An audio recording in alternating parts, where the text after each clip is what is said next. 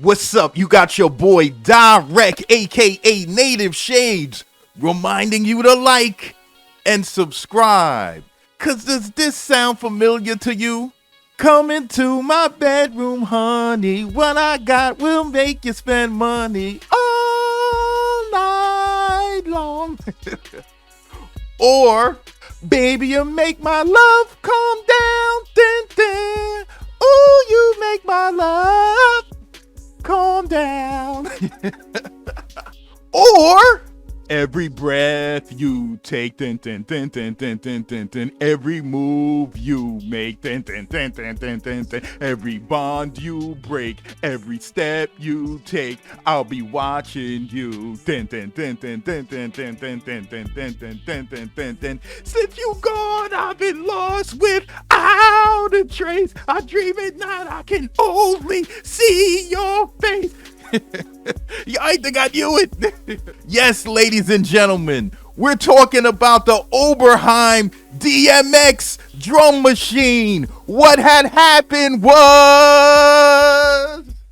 So we're in the crazy 80s. The Lakers got the chip. In the final game, Magic Johnson played point, two guard, small forward, power, and center to bring the Los Angeles Lakers their 7th title. But this story goes back, way back to the early 60s. You know, the times of Happy Days, Henry Winkler, Fonzie, hey. But this cat was even cooler than the Fonz. And that was Tom Oberheim. Well, going even further back to the 50s, when Tom was a young man, he was really into sound. Man, we just keep going back, and back, man. It's like Stephen A. Smith's hairline. I'm just bugging. I'm just playing. But for real, Tom was really into musical sound. And just like any kid in the world, he said, when I grow up, I want to be an electrical engineer. So Tom went to college in Manhattan, Kansas. Yeah, this is a different Manhattan. There's no Harlem in Manhattan, Kansas. This is somewhere out there in West Bubble. Yeah. So Tom went to school out there and really got into the music class. He really loved it to a point when the semester was over, he said for the next semester he wanted to join again. And now Tom was using all of the electrical knowledge that he had and was putting it into building all kinds of equipment and getting really good with just music technology. To a point, a band with like the greatest name in the world, the band's name was the United States of America. Wow, I wonder the brain surgeon that thought of that one. So this band broke up and they were like two parts. They were the original members of the band and they were like the other crew that had new members that came into the band. So it was like two separate parts of the band. And the leader of the second group, she wanted Tom to build a ring modulator because the first group actually had one and their songs was dope. So she was like, hey, we need that ring modulator. Tom, can you build us one? Can you imagine that? She didn't go out and buy it or tell Tom, hey, could you buy it or get one for us? She said, can you build us one? And Tom was like, okay. Now I'm thinking, how fine was this woman? You know, she must have looked like, I don't know, amazing. She must have looked better than Ashanti. Could you imagine how good she had to look so that Tom would go out and actually build a ring modulator from scratch? There was only like one magazine in the world that taught how to make this thing, and Tom went out and found it and built it. Oh man, this woman must have been bad. So around 1975, Tom Oberheim came out with the Oberheim polyphonic synthesizer.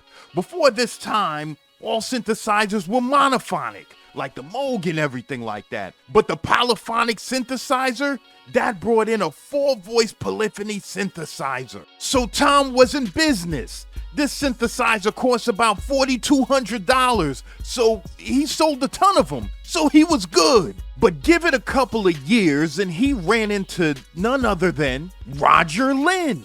And Roger Lynn was talking about this drum machine that he wanted to build. He had a vision, a machine musicians could use to play in the background as they developed their ideas. Tom told Roger, "Join the company, we'll make it together. Join Oberheim." But Roger said, "Thanks, but no thanks. I want to try this one on my own. I want to give it a shot." So Tom was like, "Okay, no problem." At this time, involving synthesis and music production machines, there was enough money for everyone. So in 1980, Roger Lynn released the LM1, and it sold pretty well. Oberheim saw this and said, "You know what? I'm gonna make my own version of a digital drum machine." And in 1980, Tom Oberheim released his most popular and best-selling product ever. And that, ladies and gentlemen, was the Oberheim DMX drum machine. You're getting 24 original drum sounds, 8 voice polyphony. You're getting 8 outputs on this machine. Machines today, drum machines today, don't have 8 outputs. You're getting up to 100 sequences, 50 songs. This machine even has its own system that allows it to be synchronized with other Oberheim machines, synthesizers and whatnot. This system predated MIDI.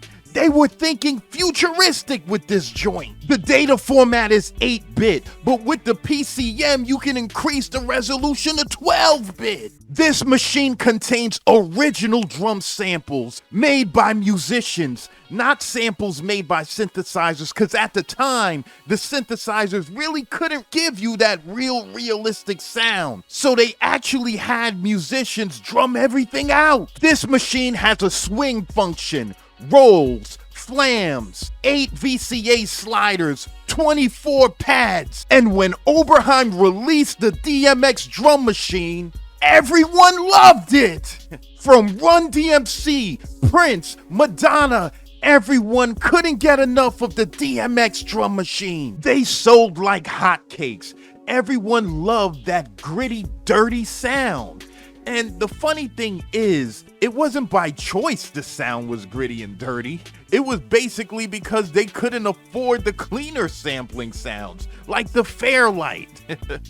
You know, they had to work with what they could afford. So the audio sampling quality at the time wasn't the best. But for some reason, that grittiness and griminess just gives those drums just that punch. You gotta remember, folks, this was the early 80s.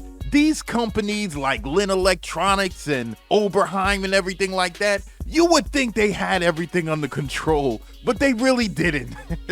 They were always on the verge of going bankrupt. You know, it was hard to maintain these companies to a point a lot of them did go bankrupt and they had to sell them.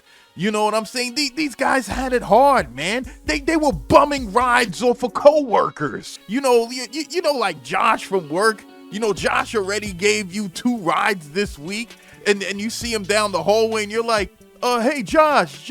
And Josh is ducking his head, moving fast. And you're thinking, what? Josh used to be your mans in them, and now he's ducking you. That's how bad it is, to a point you see Fred, then you go up to Fred, and, you know, you got to make the small talk with him first. Like, hey, Fred, how's the wife and kids? And he's like, they're okay. You're like, hey, Fred, are you going anywhere near Broke Street and Freeloader Avenue after work? And he's like, no, that's on the other side of town, but I guess I could, why, do you need a lift or something? Yeah, Fred, thanks. I really appreciate it, man. Love you, bro. That's how hard it was for these music production companies back then. So the workflow of the DMX drum machine is pretty much self-explanatory. All the buttons are labeled in front of the machine. You know, you have the bass kick, the snare, the hats, and above the button are the volume levels for each of the rows of instruments. You have a metronome volume button and a master volume button that controls the volume of everything on the unit. You have the tempo and the keypad section where you could just type in the tempo. The signature where you can tell it what kind of signature you want to play, like 4/4. You have quantize. You could tell it to quantize for you, 1/6 1/16 or 1/8. You have swing, you have the length. You can choose whether 1 bar or 2 bar. Copy the bars so that you can, make your bars longer. And all you got to do is press record and play and just tap out your beat. Tap out your drums and you're good. If you want to erase something, hold the erase button, and whatever drum you press that drum and it'll erase it. Pretty simple. So when the Oberheim DMX came out, it was about $2,800, which was pretty expensive in 1980, but folks just had to get their hands on it. The sounds were just too lively. This machine was responsible for hits such as Rick James' Super Freak, Madonna, Into the Groove, Heavy D and the Boys, Mr. Big Stuff, Big Daddy Kane, Smooth Operator, Grandmaster Flash and Melly Mel, White Lines. This machine was responsible for so many hits that even the rapper DMX named himself after it. Shout out to my mans and them, Travis Hall, for reminding me about this thing. I'm telling you, the Oberheim DMX drum machine is incredible. So that's the DMX drum machine. What had happened was... So this is your boy Dyreck, aka Native Shades, reminding you to like and subscribe. And I'm signing off.